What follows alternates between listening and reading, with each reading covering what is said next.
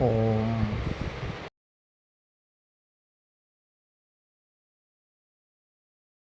महात्माओं की संगत में कौवा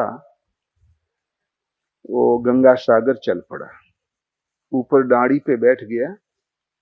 कभी मालपुआ फेंक दें, कभी पुड़ी फेंक दें, संतों के प्रसाद की कौन कमी। कभी बर्फी फेंक दें, खावा करे और ऊपर जब बैठा रहा करे। नाव के ऊपर जो डांडा होता है ना, चलती गई नाव।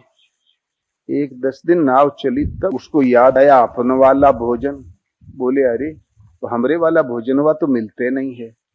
वो कुछ भी खा ले कौवा, मैला जरूर खाएगा। हमरे वाला असली भोजनवा तो मिलते नहीं है। चलो खराई मारी आई, तब फिर बैठो। भरा उड़ान। अब समुद्र में वो 50-50 फीट ऊंची लहरें, अवताल तरंगे, वहां कहाँ पेड़ धरा है। भटक भुटुक के आके बैठ गया। फिर 4 दिन नाव चली, तब याद आया लड़का बच्चा। बोले ओ, हमार कौवाइन ग्याबिन है, बच्चा होंगे, कौन रखवाली करेगा।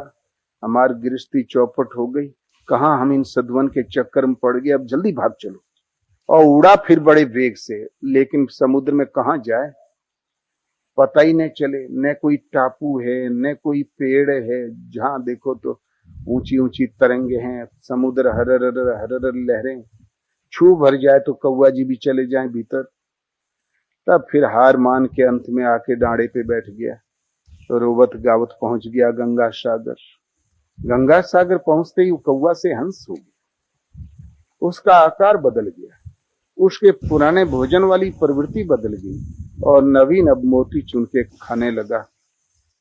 तो ऐसे ही है, पहले ये मन काग था, करता आत्मघात। अब तो मने हंसा हुआ, मोती चुन चुन खात। तो संतों की संगत तो कौवे से ही शुरू होती है, और वही सने सने कभी तो रहेगा, कभी आपन भोजन ढूंढेगा। महाराज के आश्रम आए तब से पिए का नहीं मिला, चलो बाजार घूम आई। और फिर आस्ते आस्ते जब आप थोड़ा आगे, गृहस्थी की चिंता होगी, लेकिन थोड़ा आगे बढ़ा तो कौवा ही हंस हो जाता है।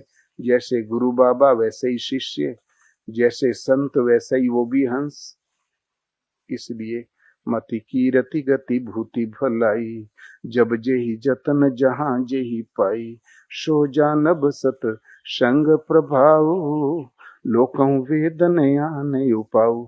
मति कीर्ति विजय विभूति जब कभी किसी ने प्राप्त किया है, सो जानब सत्संग प्रभाव, वो संतों के संग का ही प्रभाव है। लोकं वेदन यान उपाऊ, ने लोक में कोई उपाय है। लोक माने लोकरीत। हम पाराशर गोत्रीय हैं, हम भरद्वाज गोत्रीय हैं, ये लोकरीत। न तो लोकरीत में कोई उपाय है, और पुस्तकों का शीर्षस्थ सर्वोपरि शास्त्र है वेद, नहीं उस वेद में कोई उपाय है। जब कभी किसी ने पाया है तो संत संग में। पहले संत संग तब सत्संग, वो वस्तु पा जाएगा।